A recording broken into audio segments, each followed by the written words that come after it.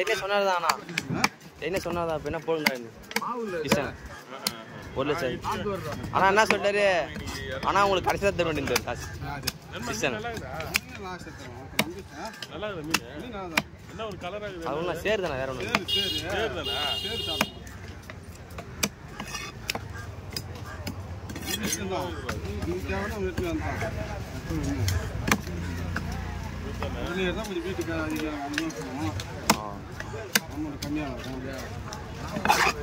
எத்த சரி கட்டாகும்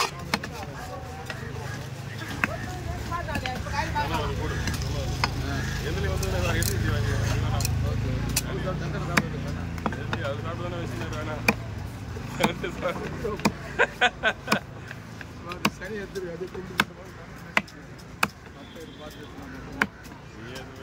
ஆமா அவன் வாய் கட்ட மாதிரி தெரியல பண்ணி வர